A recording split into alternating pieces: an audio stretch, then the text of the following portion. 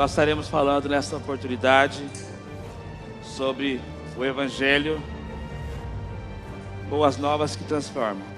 O Evangelho me ensina que onde a Bíblia não tem voz, então eu não tenho ouvidos. Evangelho significa boas novas. É a boa notícia de que Deus, através da morte e da ressurreição de Cristo, resolveu o nosso pior problema e venceu o nosso pior inimigo.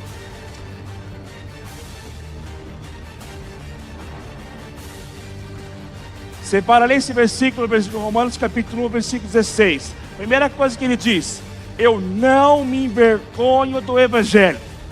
Jesus Cristo, ele viveu como homem, foi crucificado como homem, morreu como homem, mas o Evangelho diz que ele ressuscitou como Deus. E bendito seja o nome de Jesus. E eu preciso mostrar a boa notícia. Que boa notícia é essa? A boa notícia é que eu estava em trevas, eu estava morto, eu estava sujo e eu estava imundo. Então Deus interferiu com tudo isso, perdoou os meus pecados e disse: sim, você agora tem esperança. E ele disse: sim, agora vai dar certo. Ele disse: sim, você não vai para o inferno. E ele disse: sim, tem esperança. Sim, tem solução. Sim, tem uma luz para você. Sim, pode olhar para mim. Sim, o diabo não pega mais você. Sim, eu moro em você. Sim, eu sou o seu Deus. Bendito seja o nome de Jesus. Não existe distância que eu não possa alcançar. Ele disse assim: ó, nessa escuridão eu vou desfazer ela. Não tem pecado que eu não possa perdoar, não tem oração que eu não possa ouvir, não tem dor que eu não possa curar, não tem tristeza que eu não possa responder com alegria. O Evangelho é a boa notícia. Considero o cristão de fato aquele que não se envergonha do Evangelho e nem é uma vergonha para ele.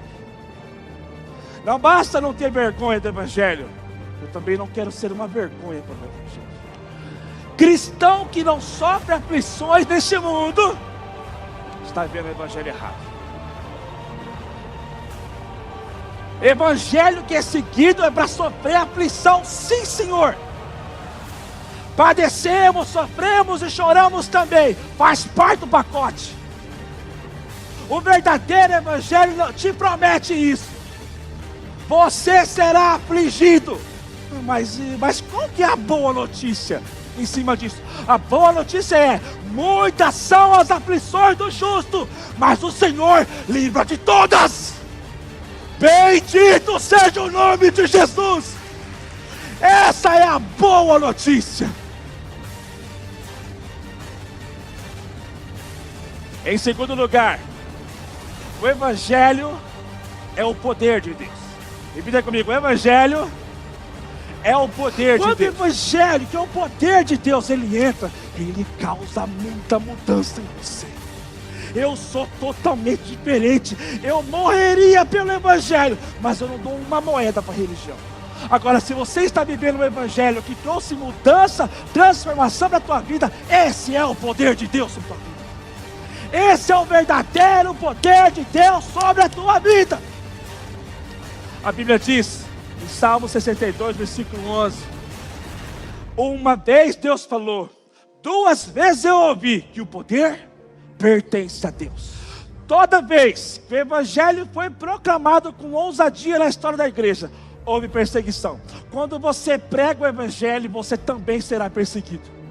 Se na escola você decide não ser um religioso, mas um cristão verdadeiro, tu serás perseguido. Se você estiver no trabalho e você não se ajunta com roda de esclarecedor, mas você decide viver o Evangelho verdadeiro, genuíno, tu serás perseguido também. Se na sociedade você for diferente, porque o Evangelho mudou a tua vida, tu serás perseguido também. Se na tua casa você for o único crente ou um dos crentes que vive o Evangelho, na tua casa você também será perseguido.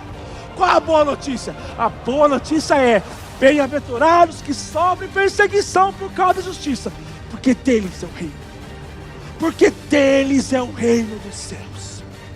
Se você é perseguido, o reino dos céus é teu.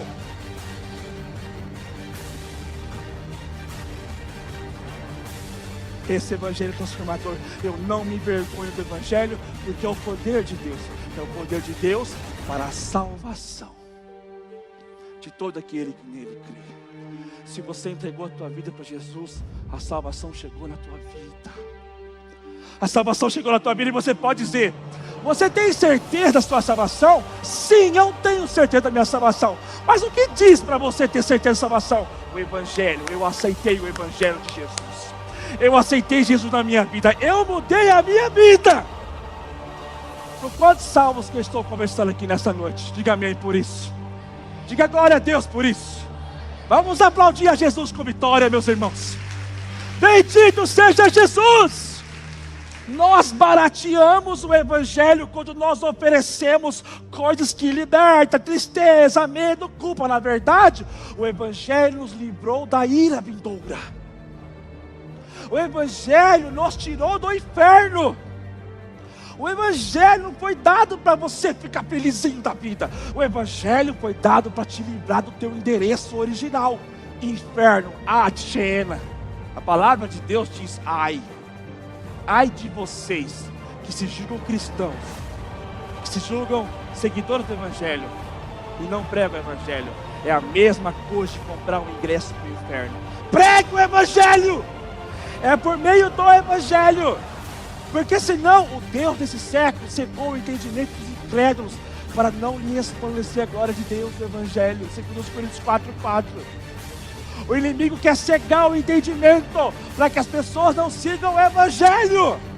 E o maior acontecimento? O maior acontecimento da história não foi o homem subir e pisar na lua. O maior acontecimento da história foi Deus pisar na terra. Quando Deus pisou na terra, Ele trouxe o Evangelho. E o Evangelho é a boa notícia. É o poder de Deus. Santo Deus. Bendito Deus.